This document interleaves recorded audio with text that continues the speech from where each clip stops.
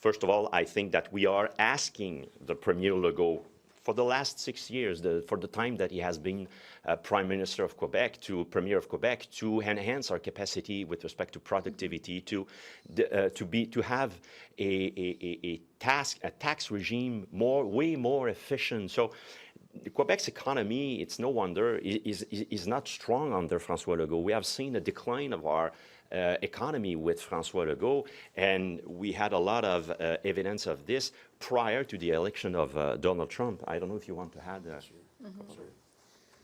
At the end of the day, the world order as we know it has changed. Yes, it's important to diversify our markets in Canada, within our borders, but as well, we have to go to Europe, we have to go to Asia. That's pretty obvious, the lowest hanging fruit. We got to do that. But we've been saying for years now, we have to look at productivity as the main issue why our standard of living in Quebec is not improving. It's critical, and it's a relative game. So if we are improving our productivity by 0.5%, yet the US is at 1%, we're adding to the lag. So we need to really get going at this. So this is a priority number one. In order to solve the issue, we need to invest in R&D, research and development, so that we can create innovation, which will propulse all of our businesses to gain in productivity. We need investments within our own businesses, our small and medium-sized businesses.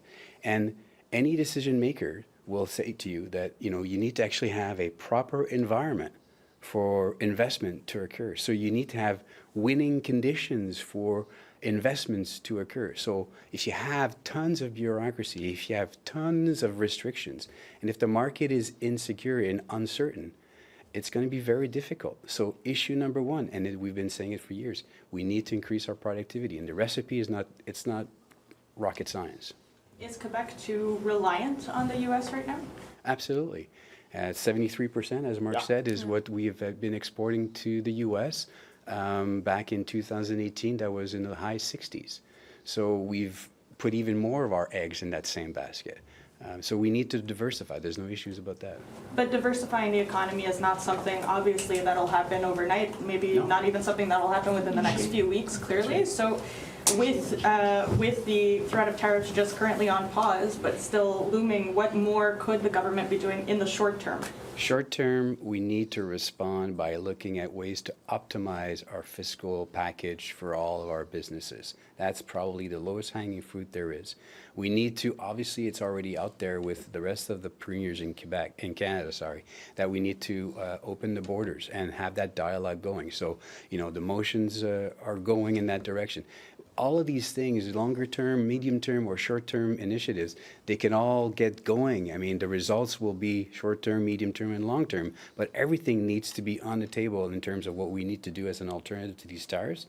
And, just to point one very simple aspect, the consequences of that 25% tariffs on our economy is already being felt because of the uncertainty.